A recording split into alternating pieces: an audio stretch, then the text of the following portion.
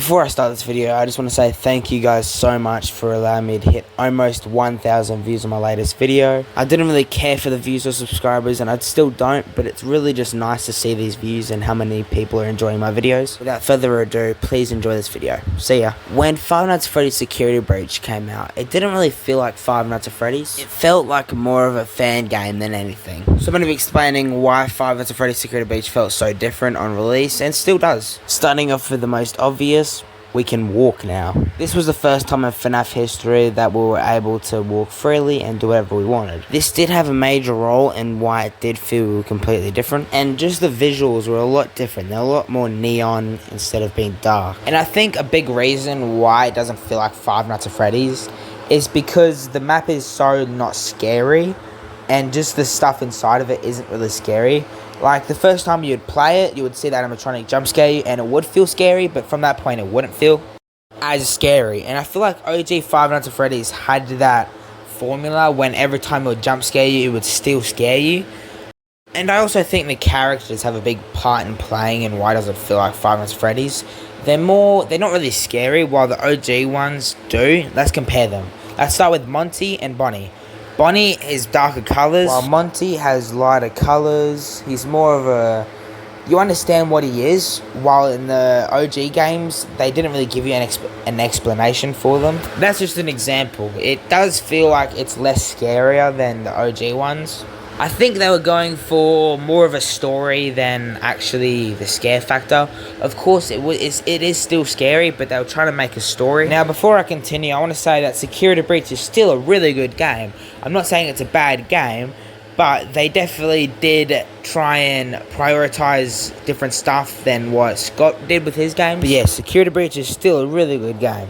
Moving on, again, the neon factor, just the bright lights everywhere, the shining, it doesn't make it feel scary. It would have been really cool to see a segment in the game where all the lights went out and you had to rely solely on your flashlight until you got them back on. I think that would have made it way more scarier than it is. Moving on to Glam Rock Freddy. Glam Rock Freddy in this is good. They don't give an explanation why he is. He is. Now, this definitely does make it less scarier, obviously, because one of the main animatronics is your friend in this and is trying to help you escape. The first quarter of the game, you rely solely on Freddy. Then, through the last half, he kind of leaves you due to being broken. I personally think they should have done it the other way around. You kind of have to rely on yourself, and you experience all these things on yourself. Then he appears through the last half of the game. Because once he leaves you, you've already experienced most of the jump scares, so it does make it a lot more understandable. Going back to the older Five Nights at Freddy's, you don't understand anything. That's what makes it more scary. As Anne Gilbreth said, understanding leads to fear, and understanding leads to acceptance, and acceptance leads to not having fear anymore. But more famously known, fear is the path to the dark side by Yoda. Now that you understand my point, let's move on to the next category. Now, most of the animatronics, most of the game look friendly as it's only to the very end part where they're withered and they resemble somewhat fear-mongering stuff. Of course, the first time you experience them in your first playthrough, they're obviously going to be as scary as they can be, right? But as you play it more and more and more, they just don't become scary. In fact, you just get annoyed by their jump scares.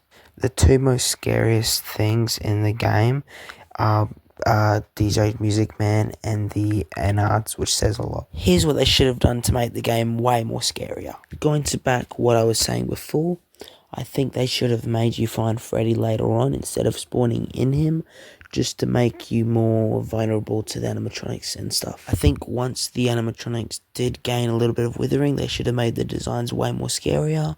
I also think they should have dimmed the lights once, you are open to roam and stuff. I also think they should have lowered your capability of, using the phaser blast and the camera, because those were massive to deflect the animatronics. Those definitely did lower the, the scare factor. That's all I really have to say. Thank you for watching. I will be posting another video later this week. Yeah, again, a really good game still. I just think they should have made it a bit more scarier. I do have another channel that is a podcast with me and my friend that I'll be putting in the description, so you should definitely check it out. Leave a like and subscribe.